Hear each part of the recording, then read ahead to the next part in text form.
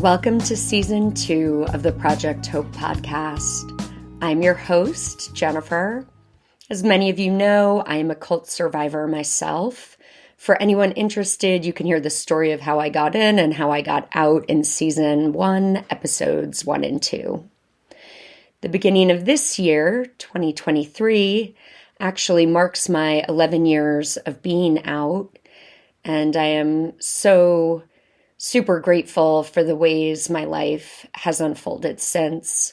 I now work with survivors of coercive control, and I'm going to take a moment here to define this term, as one of my heart's desires is to help society at large better understand coercive control in cases that are not just culty, but across the globe. I view coercive control as a social issue.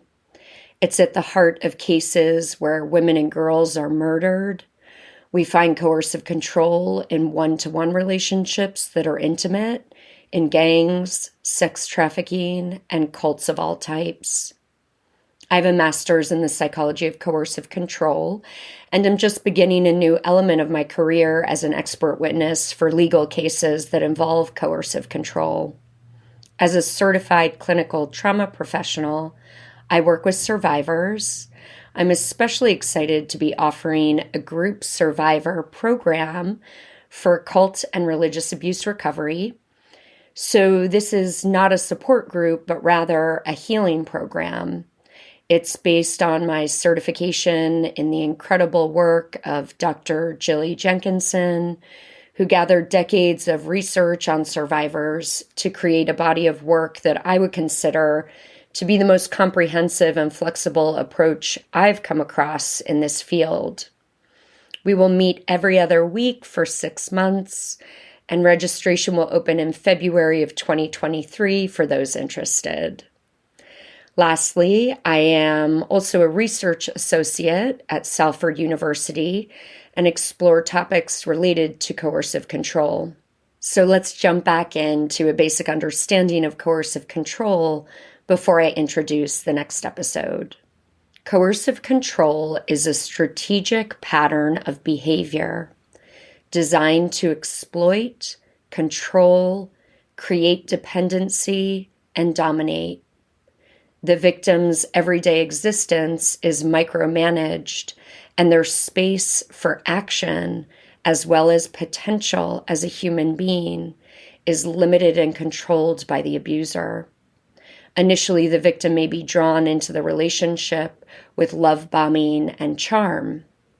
Then gaslighting, isolation, economic control, and financial abuse can take place alongside rules and regulations that are gradually introduced over time and change at the whim of the abuser. The victim knows there are consequences if rules are broken, and they apply to the victim rather than the perpetrator, creating a double standard. Over time, coercively controlling behavior erodes the victim's sense of self, their confidence, self-esteem, agency, and autonomy. The abuser creates an unreal world of contradiction, confusion, and fear. It may be helpful to know that 51% of victims do not even know that they are being abused, manipulated, and controlled. Coercive control correlates significantly to serious harm, and in many cases, in intimate partner violence, it precedes homicide. These can be difficult topics to grapple with, so I truly hope that this podcast helps to protect you and those you love with helpful voices and information. If you appreciate the podcast, please let us know by subscribing and comment with kindness. And always think critically, trust your intuition, and be free.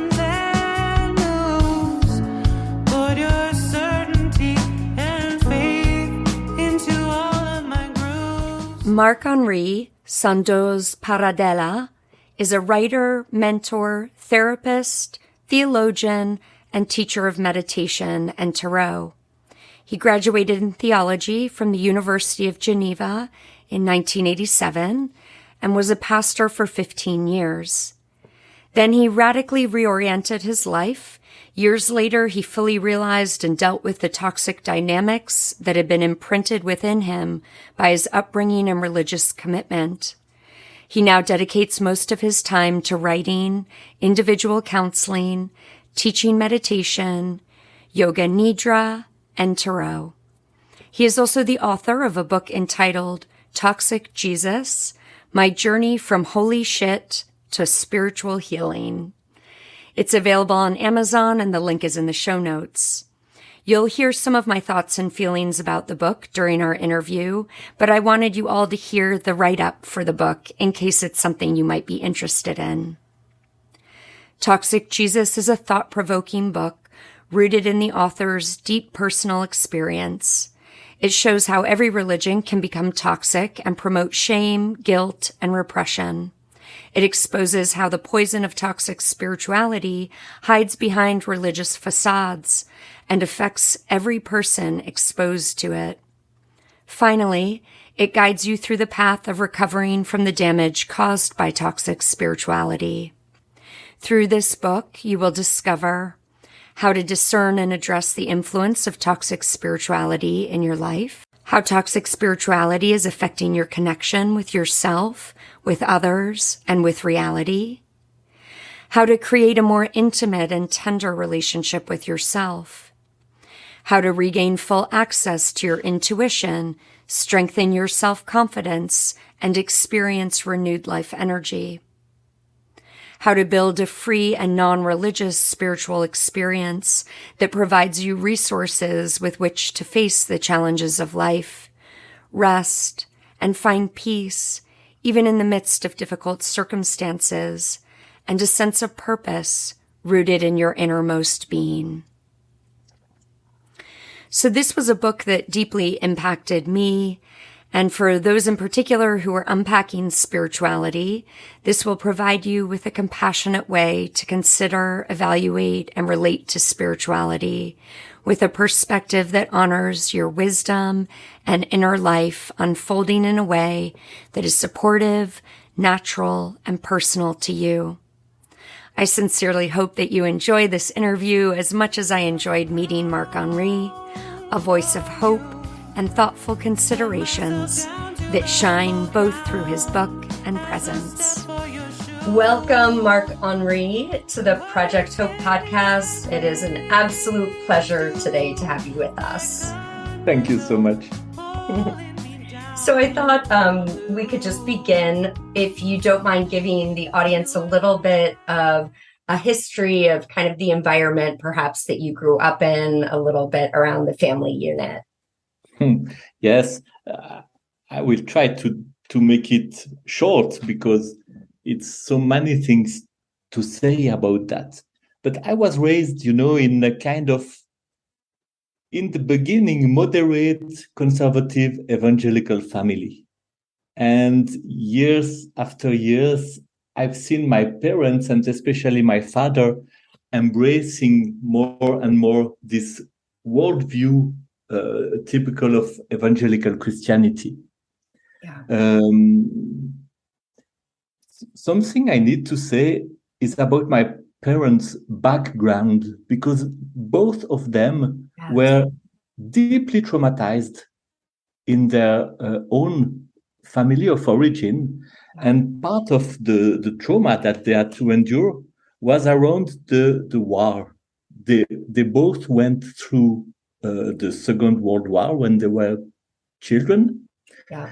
And for my father, it implied a lot of very difficult things to handle. His parents were separated during the war.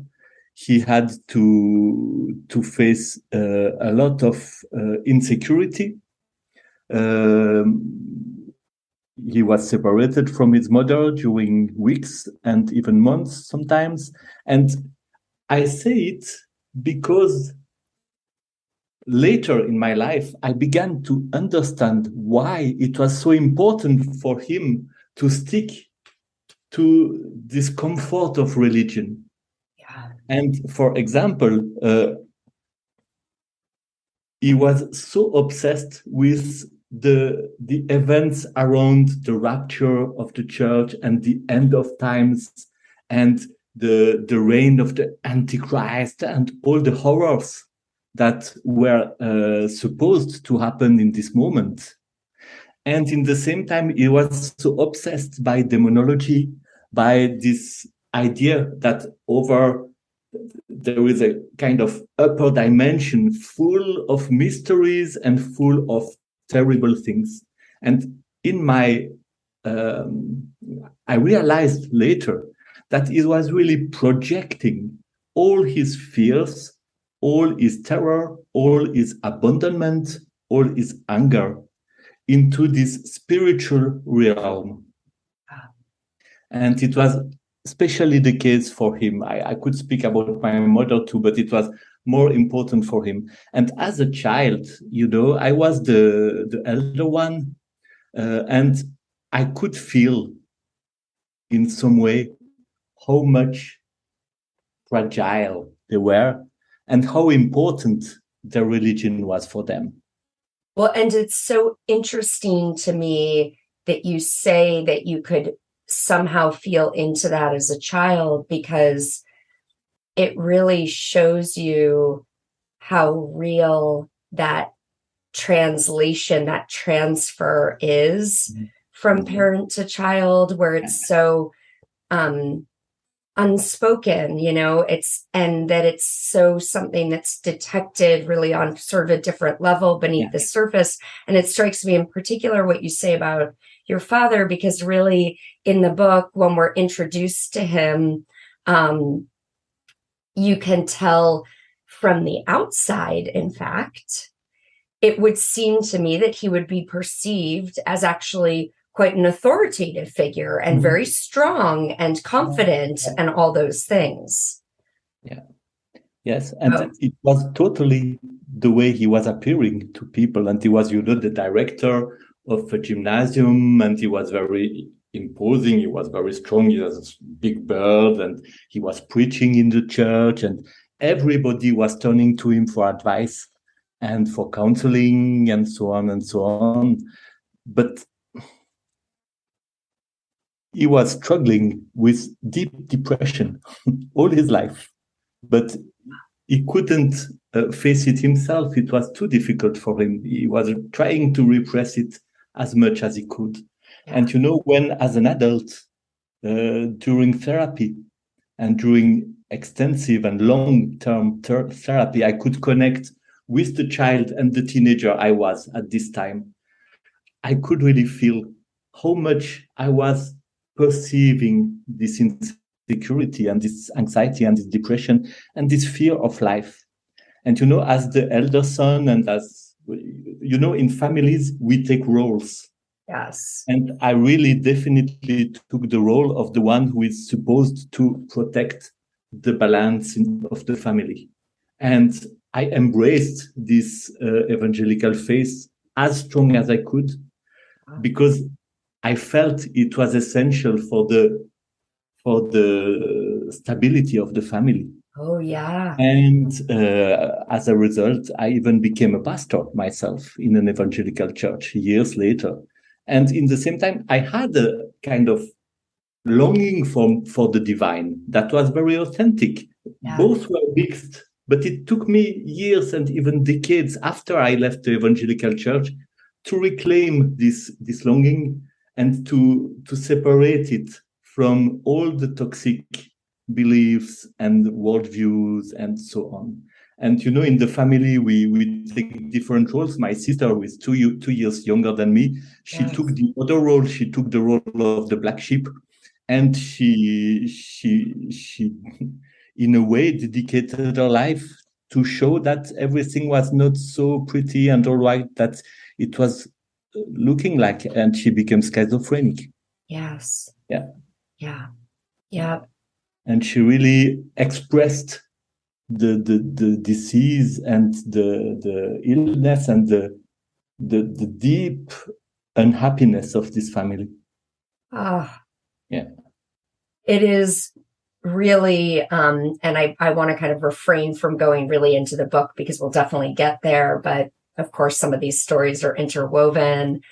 And, you know, Marc-Henri, the way that you acknowledged this natural distinction between the sorting process of the toxic Jesuses, which we'll kind of get more into that, but there was that element of having to sort through and parse out the negativity. But then you also acknowledge this element of trauma, which is really truly something different that we need to address in the healing work, right? But then you also take it into this epigenetic realm, acknowledging the generational trauma that can be handed down and that one can be affected by in this way.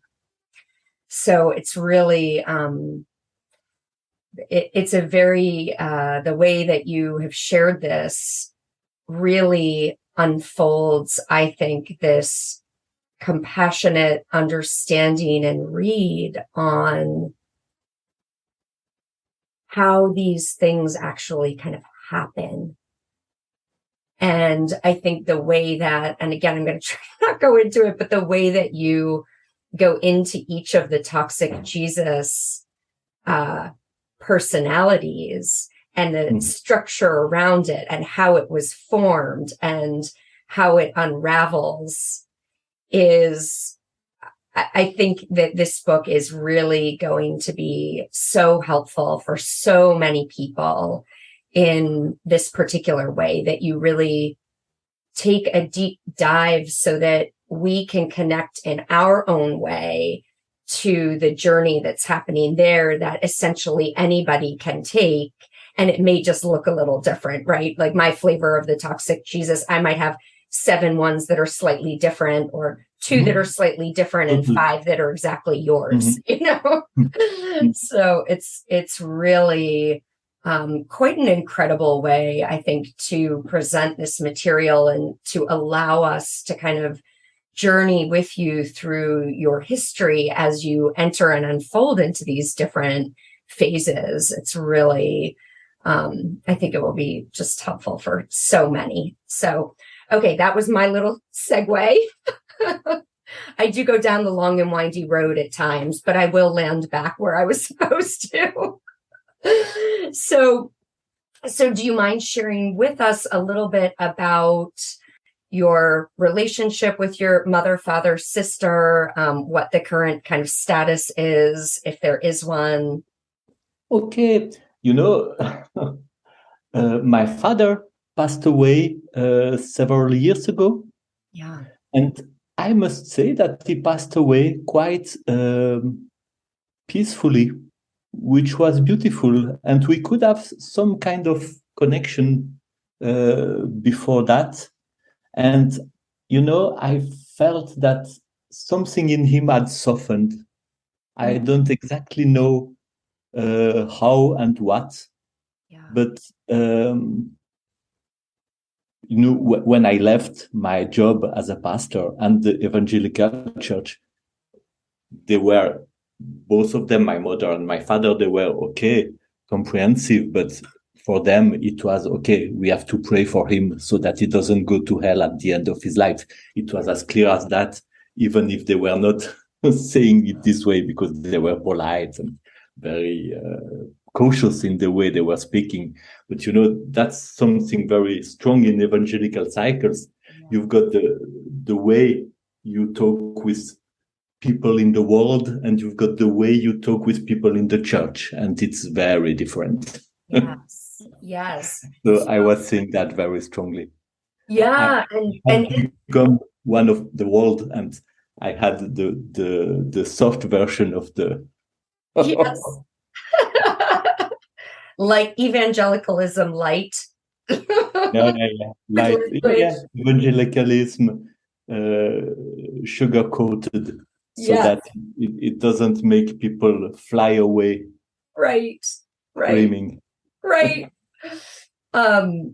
So then were your parents still open to actually being in relationship with you after Being you? in a relationship, yes, Yeah. definitely. The relationship never broke, but it was very difficult. And for example, I think my mother never totally realized that I had left my job as a pastor. Even years after, I remember her presenting me to one of her friends, my son who is pastor. And I had to say, no, I'm no more. I left the evangelical church. I left this way of believing. And she was totally, but Ah. you see, my mother is really an expert in denial. And I could see that.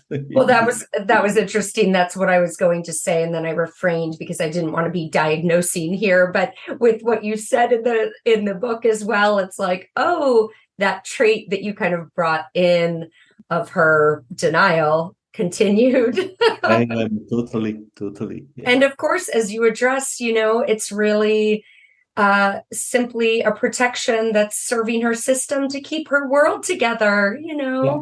Yeah. keep her heart on board and her mind well in the way that she knows. Yes, totally. And it just shows the extent of the trauma and of the frailty that is caused by it.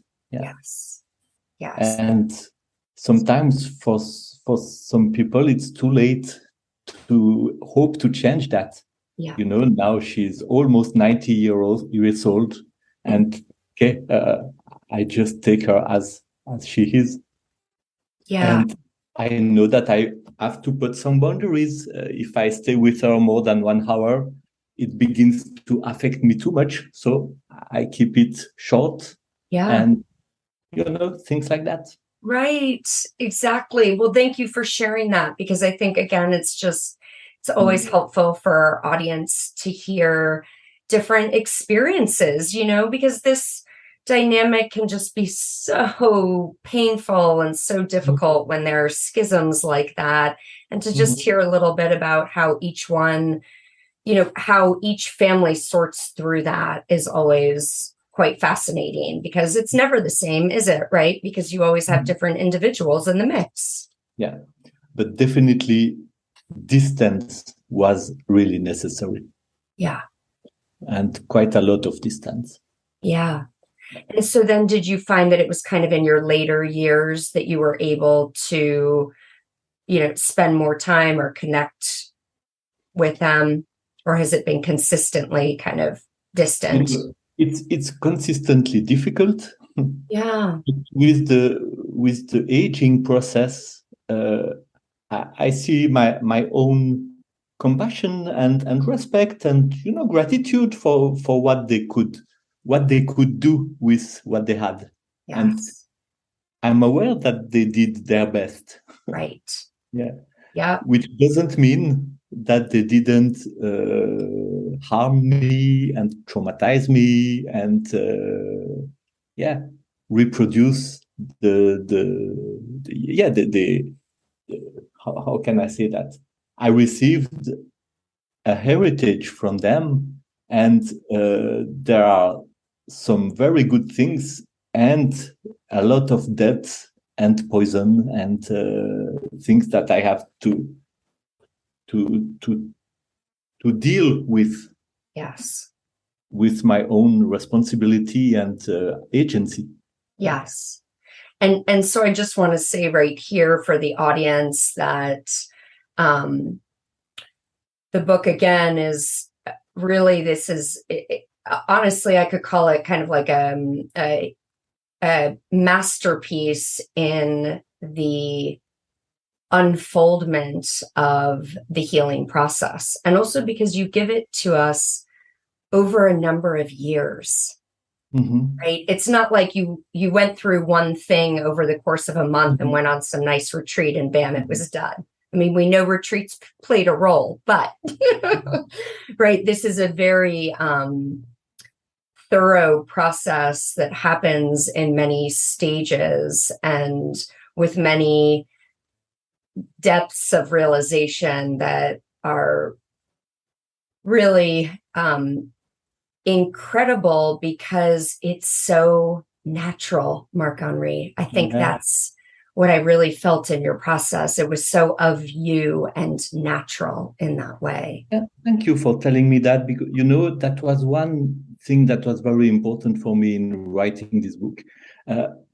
I'm aware, and I can say it very strongly, that I was spiritually abused as a child and as a teenager by my parents, by the church, by different figures and in different situations. And some of them are disgusting. Even if it was not sexual abuse or spiritual abuse, is really a thing that exists. Yes. And in the same time, I reproduced that myself. I was a pastor during 15 years, and I reproduced the abuse that I received. So one of my intentions in writing the book was to do kind of inner work for myself and, wrapping together the process that I had been through. But one other intention that is very important was to acknowledge the fact that I had been involved in this abuse. I reproduced it for people. Yeah.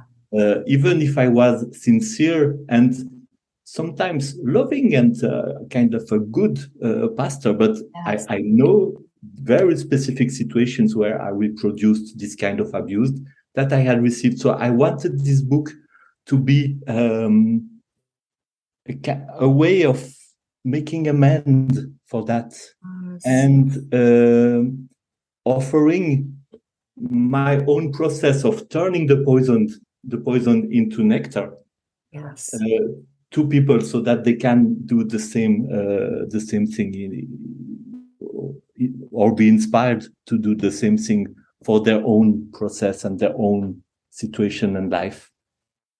Well, Marc-Henri, you have definitely done that. It is thank you. Like a honey hive, this book. It really is. It is. It's very, very special in this regard of how deep and personal it is. And yet it's not, I can feel that it's not about you. It is about you and your process as the foundation, but it's also helpful as a guide. And it's really something that people can glimpse into your process and actually kind of understand how to do the same if they want to. It really, really does achieve that. It is so beautifully done in that way. And I think also your acknowledgement again of the spiritual abuse, that you so clearly grasp what spiritual abuse is, and that you unpack it in this way through these toxic Jesuses. It really is, again, a beautiful look at how the healing unfolds around the spiritual abuse in particular, because that's where you've got to look at the messages, right? And I assume that that's sort of what you're referring to in terms of your time as a pastor, because here you had gone through all of this where you had seen certain things, of course, by the time you had become a pastor.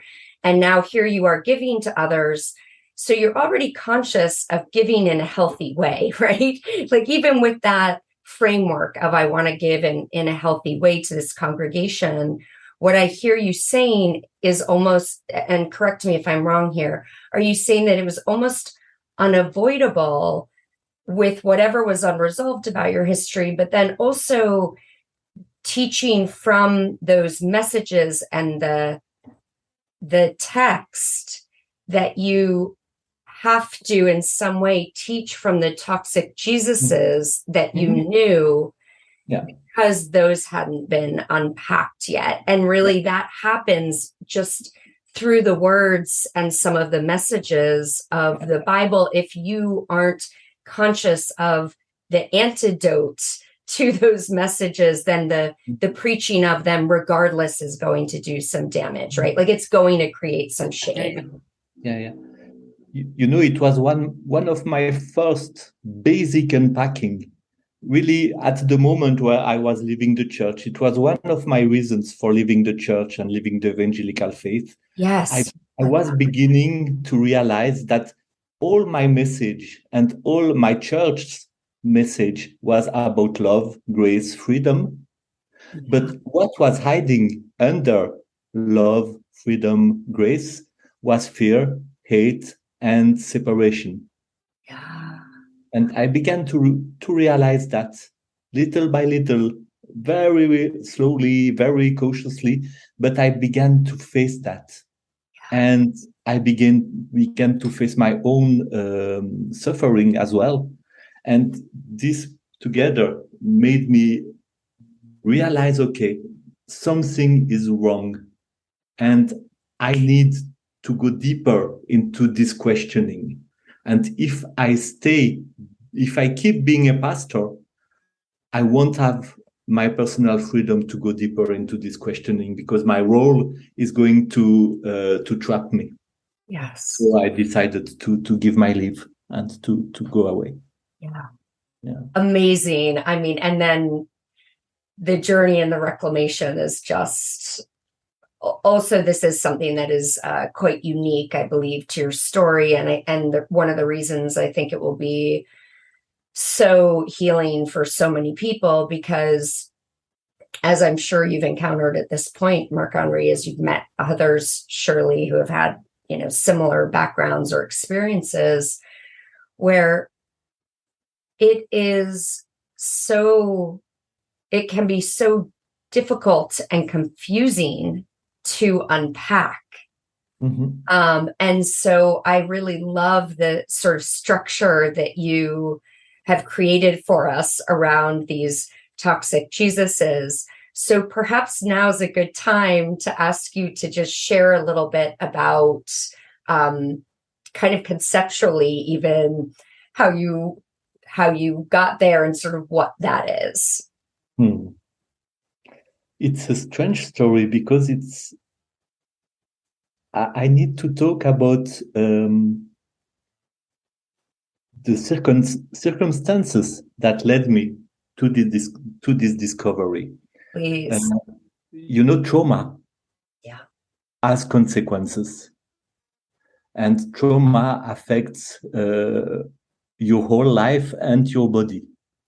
And literally, I had to lose my left leg to become fully aware of the extent of this kind of toxicity that was infused in my system, in my own life. Yeah. I 4 years ago, I received the diagnosis of my bone cancer in the left leg. Yeah. And I was terrified, you can imagine. I knew that I would have to take the decision to accept the amputation of this leg. Yeah. And I was, the night after this diagnosis, terrified, full of, I was terrified. No other word for that. Yeah. I'm a meditation teacher. Yes. For many years. So I was in my bed trying to sleep, and it was impossible even to imagine sleeping. And I did what I had taught to my students for years and years and years. I began to breathe and to try just to find some comfort in this moment of meditation. And I used the mantra, which I never do usually. And I had, this kind of urge to use the name of Jesus as my mantra, probably because Jesus, even if I talk of toxic Jesuses after, Jesus has always been an image of acceptance and love. Yes. So, okay, I did that. And okay, inhaling Jesus, exhaling Jesus. And I did that for 3, 4, maybe 10 rounds. And I had this strange and totally unexpected mystical experience, which never happened to me during all my years as a pastor and as an evangelical Christian.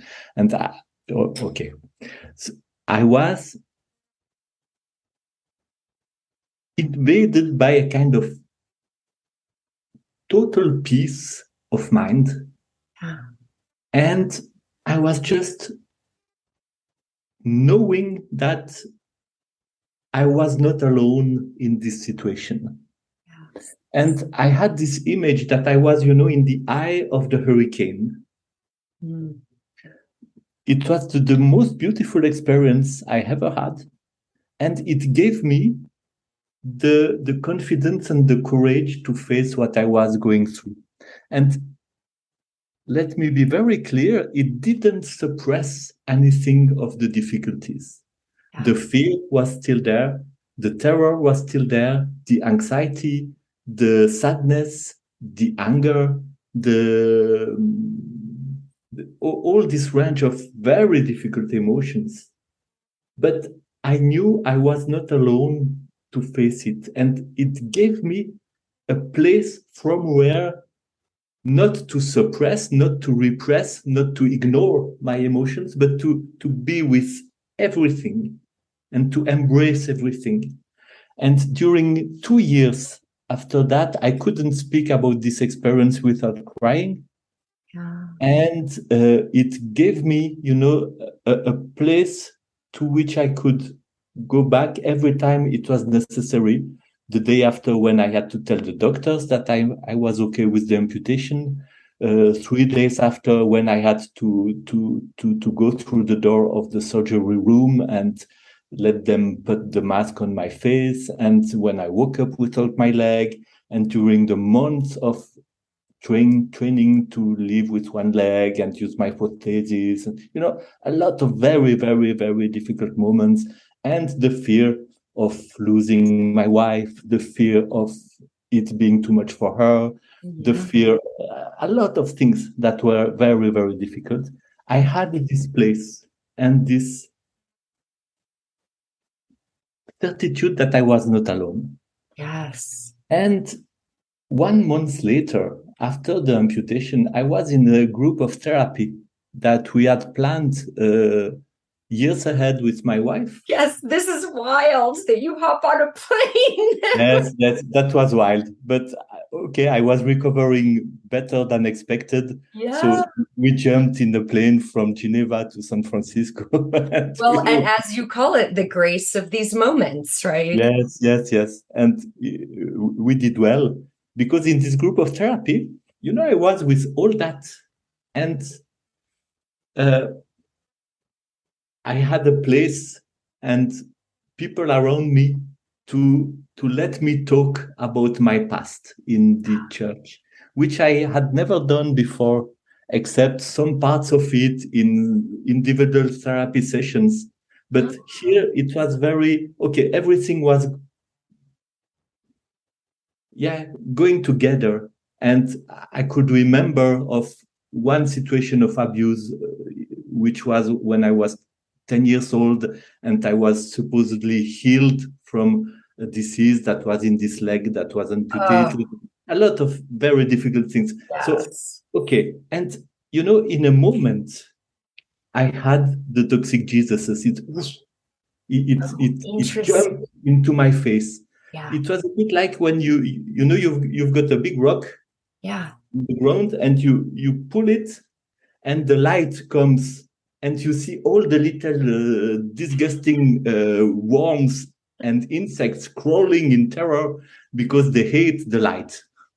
And the light was, in this metaphor, the light was this authentic experience of presence.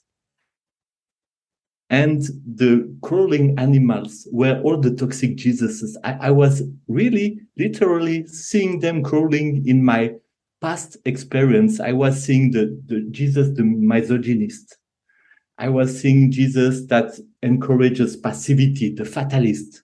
I was seeing this Jesus that hates the body and wants us to be very strong and hard with our bodies and treat ourselves very roughly. You got to be a tough guy and not cry. And I was seeing, I have my little journal from this moment. I had written all the toxic Jesuses, and under that, I don't want them anymore. Wow. And the book is born in this moment. Yeah. After it was just a process of unfolding. This moment, this aha moment, this moment of seeing the toxic Jesuses, and this moment of experiences the presence of the divine under the name of Jesus. I think it takes the name that you are the most used to. Probably if I were a Buddhist, it would have been Buddha or Tara. If I were a Muslim, it would have been Rumi, or I don't know who, but Yeah. it takes the form that we can hold or receive, but the essence is kind of universal. Yes. Yeah. Yeah.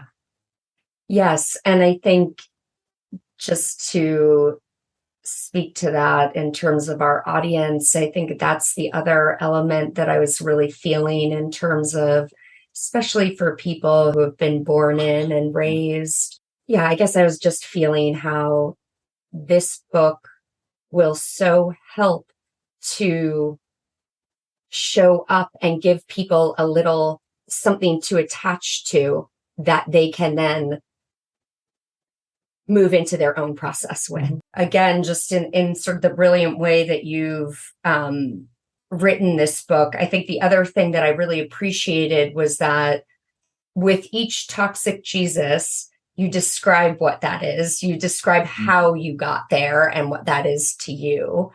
So describing the entire dynamic, but then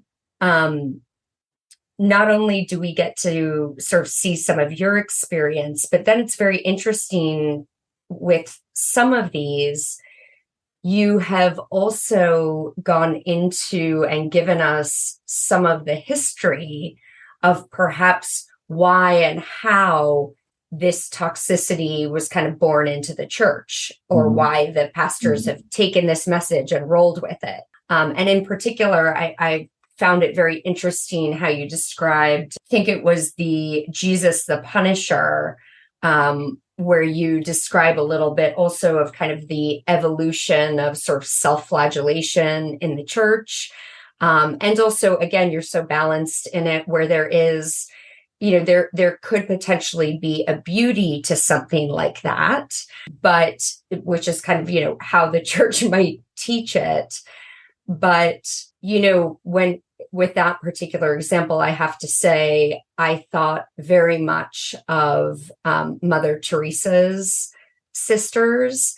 And I don't know if you have at all heard the podcast. I believe it's actually called The Sisters. And they speak to a few of the sisters who left, but knew Mother Teresa and were there with her.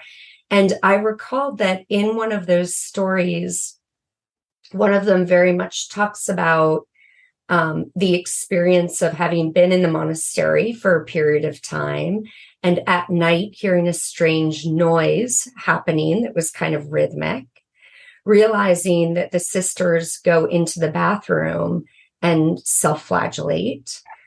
And what she described, which was interesting, was her process mentally of how she gets to that point. And what's special about that is that you understand this was not something for her that was healthy. It was not something for her that she even really understood the origins of, or that it might be a positive thing for her. That it truly, by definition, really is coercion. It's essentially it's not really spoken. When it is spoken, the message is, if you do not do this, you are less than. And yet she doesn't even really understand anything positive about it, right? So the only reason why I bring in the positivity is because I can imagine that that might be where the church, or maybe on a deep mystical level, there may be a moment where that might be perceived as something that would be quote unquote healthy for someone. I would be very cautious around that. But it makes us realize how much any kind of spirituality and religiosity can become toxic when it meets our unresolved wounds. And the problem is when it happens in kind of charismatic personalities, they tend to become very, very contagious. Yeah. Because they are inspirational people. And yes. And so thank you for bringing that up. I really appreciate that, because so that's an example of the nuance that your book is able to address. That is quite rare, I think.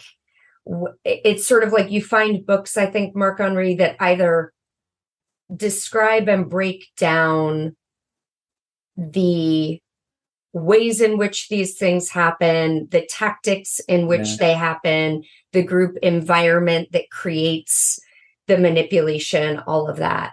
But what your book does is it really takes these principles, and because you're breaking down the toxic Jesus, we actually get to kind of experience and journey with you to this place of understanding how this is toxic. And as you so, astutely point out, that these messages, when married or blended with the trauma, cause a negativity that it's so easily undetected, the route getting there, right? Like, just as I said, with these messages of, that it truly can raise, if somebody feels like they are given a message of sacrifice in this particular way, that it could actually be good, but really evaluated from a platform of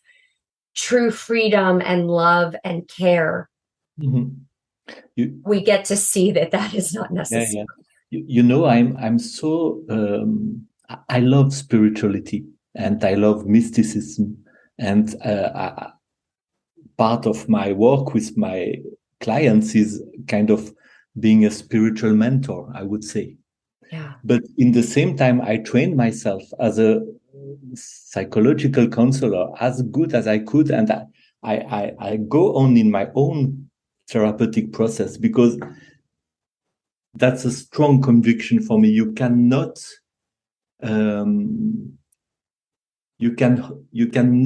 grow into a healthy spirituality if you don't do in parallel the healing work of your deepest trauma, and facing your shadows and embracing everything that you are, and doing this work of personal development and deep inner healing and deep inner reconciliation. There are no parts of us that deserve to be exiled and to be casted out or repressed or anything. Yes. Well, it's funny because I don't know if you realize this, but I'm actually a level 2 trained internal family systems counselor.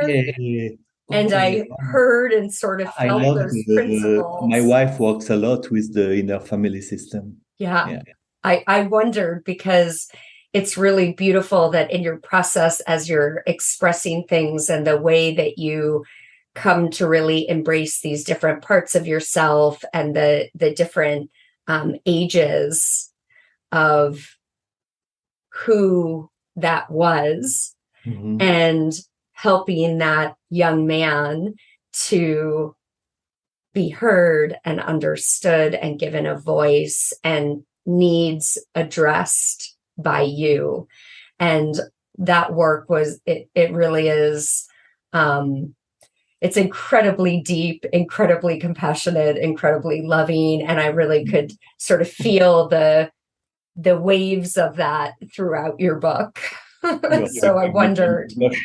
Thank you. Oh, I wondered, just to kind of ground into one of the stories, I also wondered if you would tell us a little bit, if you are able to kind of access this right now. I don't mean to put you on the spot, but the story that you share, that's kind of a tiny anecdote where you go into, as a child, the pelican story. Okay. It's a memory that came to me while I was doing a session of therapy, a therapy session. And I just could see the little child I think I was 3, 4 years old. And my mother was telling me the story of a mother pelican. And in the story, it was a book that we had borrowed in the library for children, and the mother pelican had no food for her baby pelican, and she opened her belly so that the baby pelican could eat the content of her belly so that he wouldn't starve and die. And I cried and cried and cried listening to this story. Okay, that's the memory. But in the therapeutic process, when I could connect as the adult I am now, when I could connect with the child I was at this moment, and kind of you do a kind of dissociation work when you do that. You imagine that I imagine that I'm here as the adult and the little one is here in front of me as the one I was, which is not so, which is very real because this little one exists inside of me as a set of memories, as in a very strange and mysterious way. Yeah, so I could meet this 3 years old, and just be with him, just welcome and make space for his sadness, and being with him and taking time with it, I could little by little feel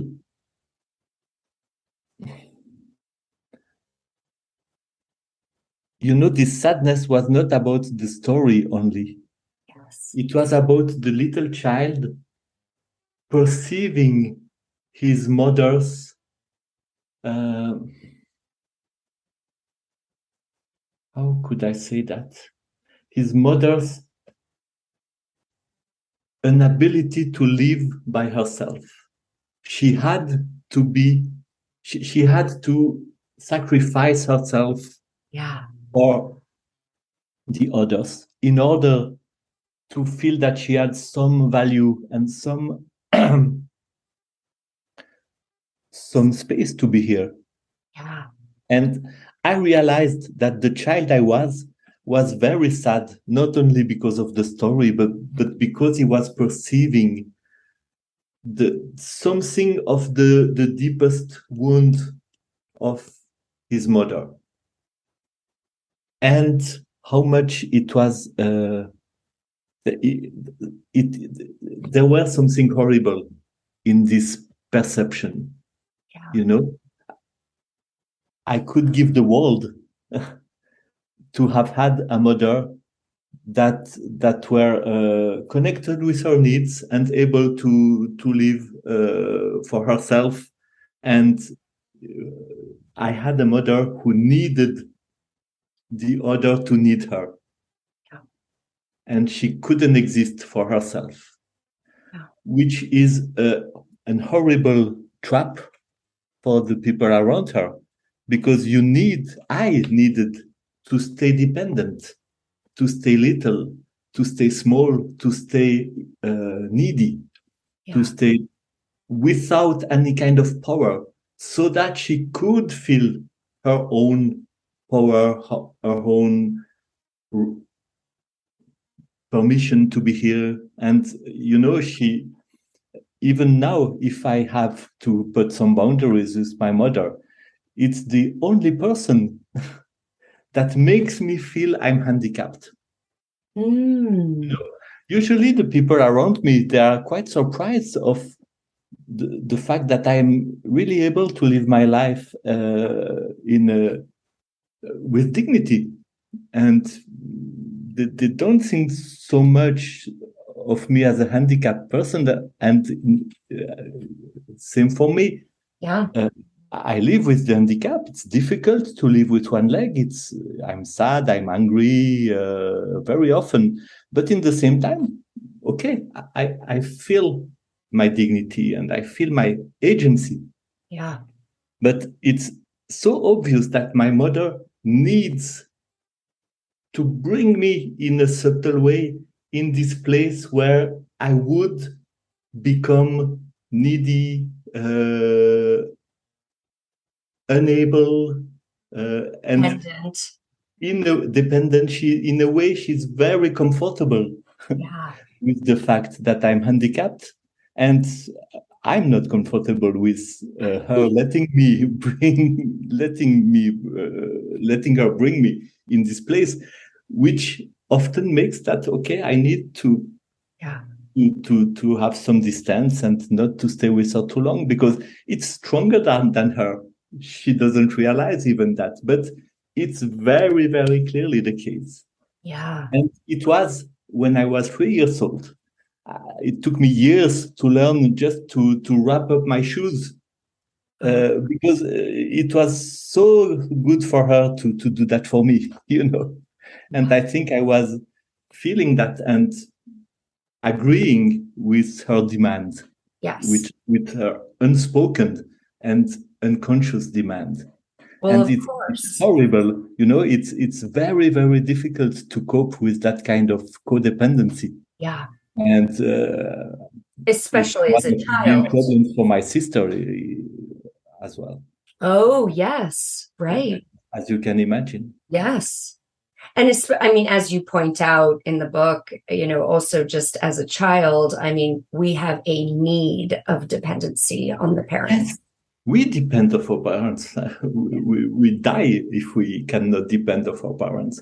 But it can become very terrifying when in some way or at some level we begin to realize, wow, they are not so competent.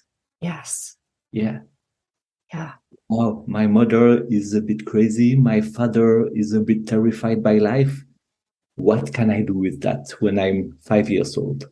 Yeah. Of course, you don't say that as clearly. Right. In your mind, but you perceive it in some way. And here begins this trend of repressing reality because it's too difficult to face. Yeah. Right. Yeah. Right. It's a brilliant description of how that happens so early on. It's funny. And I do think we each have this kind of moment, whether, we all recall the exact moment or not, of that, because it is such a big moment when you realize that there's imperfection in the parent, right? My moment, Marc-Henri, was I remember as a young girl going to my father, who knew everything, right? He was in my world. He knew everything and could do anything. And I asked him if he could braid my hair. And he said he couldn't. And that was my first big moment, I remember, of disappointment. Yeah. It really hit me that there was something my dad didn't know how to do. Yeah. But when you have parents that are healthy enough, it's good to have this kind of moments. Yes. It gives you little by little the space you need to become your own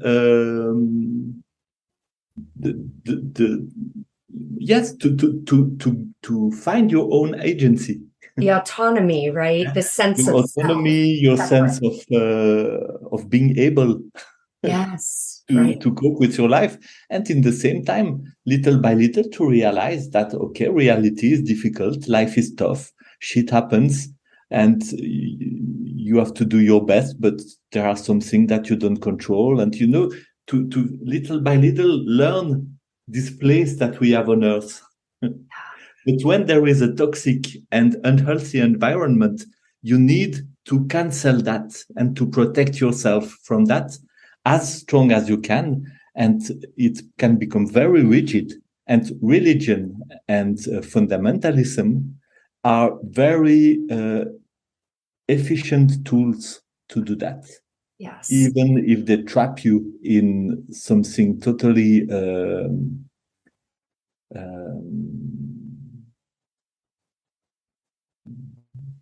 toxic, destroying. Right.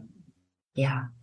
Right. I always come back around to the word of kind of certainty, as one of those fundamental needs that we have, and that the more fundamentalist belief systems are just, you could just slide right in and relax there.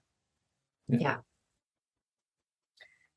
So I wondered if you would be open to me reading just a little bit. Oh, yes, go. So I'll actually deviate for a quick second. One of the things that I thought of as I was reading the book is that the book is not very long necessarily. I mean, how many pages are we here? Just over 98 pages, so about 100 pages. And so when I received the book, now I'm used to reading a lot quite quickly. And I thought, I'll do this one in a day or weekend. And I really needed time with it. It really is one of those books that I recommend that people kind of sit with, and maybe a little at a time, just to really let it kind of sink in. So, okay, so you say on page 19, some might be, so this is after you tell the pelican story. Some might feel touched by my former sensibility to sacrifice and presume it was a kind of expression of love for Jesus. But now I clearly see how it was really the expression of an unhealthy, hidden leaning toward death and sacrifice. I was unconsciously convinced that I too had to sacrifice myself. I was following that double example of Jesus and my mother and obeying my father's fundamentalist injunctions. Here again, a toxic Jesus. It's useful to notice that while being so sensitive to images of Jesus dying on the cross, I was, on the other hand, almost completely numb to any emotion related to my own life. I hid that emotional void behind a strong appearance of dedication and availability to others, and a constant smile, even when I should have been angry, disappointed, or desperate. This behavior was more or less satisfactory for my public life as a pastor, but totally inappropriate for intimacy, including with my own inner life. It took years of therapy, meditation, and facing life's struggles to gradually reclaim a true connection with my emotions and to lose the facade. More and more, I can connect with my inner desires, needs, and impulses, become more intimate with my own emotions, and so reclaim power over my own life. But it's only recently that I could see clearly how that compulsion to self-sacrifice was associated with the twisted image of Jesus, and how, despite all the inner work I had already done, the tendency to tolerate and submit passively to suffering remained within me, clogging my soul. It has been a true liberation, resulting in a renewed desire to live and a stronger consciousness of the value, and at the same time, the fragility of each instant. Death is not negated, but it is no longer confusedly associated with a longing for a fantasy afterlife or overlife full of angels, demons, glories, and terrors. Death takes its due place, always present and reminding me that life is finite, thus giving full value to every moment and experience. As I said, the toxic Jesus who loves death and suffering and demands sacrifice lies in a dark shadow of Christianity. If you have been raised in a Christian family, it's highly possible that you've been exposed to that twisted spirituality. Depending on your own wounds and hidden pains, you may have embraced part of it deeply, resulting in poisonous fruits inside your inner life. Track it without mercy, expose it, rebuke it, claim your birthright to live, to heal, to feel, to be free, to grow. This work, though it may be long and painful, is very much worth doing. It allows energy to flow through your inner life and outer experiences, resulting in a sense of vitality and freedom so precious and exhilarating. You deserve nothing less.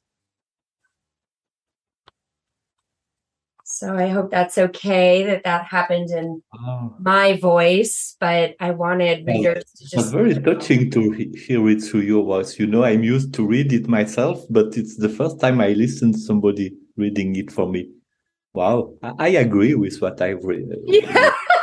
Here. That's good. So good. Yes. Well, Marc-Henri, please also let us know a little bit about if there's anything, currently present day that you'd like to share with us, or any kind of final words that you might have for our listeners. I think what you read is really a very good conclusion. And what I could say is that, since my health problems, I really shifted my professional career and really dedicated most of my time to writing and to doing this work of, counseling face-to-face or working with groups through meditation, through personal counseling, to help people to find their own way. Yeah. To do this work of, processing our history, embracing all the range of our experiences, and finding the way to healing through the deepest shadows and deepest terrible moments of our lives. And I find it so beautiful to be able to witness that. And I'm sure you are in the same in the same process and in the same desire. And I feel that talking with you. So I really thank you for giving me the opportunity to share a bit about this journey. Yeah. That is terrible and beautiful. Yes. As life is. Yes. So true. Yes. And I think, just to say one more thing, that Marc-Henri, one of the things that I so appreciated also about your just personal journey for our audience, there also is a very natural, incredible unfoldment of kind of a return back to Jesus for you that happens. And then really, and Marc-Henri, you use different words, or correct me if I'm not expressing this correctly here, but the way I would describe it is, I have this sense that in this incredible, loving, caring, accepting, open, exploratory, understanding, compassionate Jesus, there has also, it seems to me, been a complete freedom where you speak about kind of Jesus as the guide, right? The Guruji, the one that allows and guides one to return to oneself and continue to build and create and move in one's own nature to discover oneself. And in that, what I've also gathered from your writing is that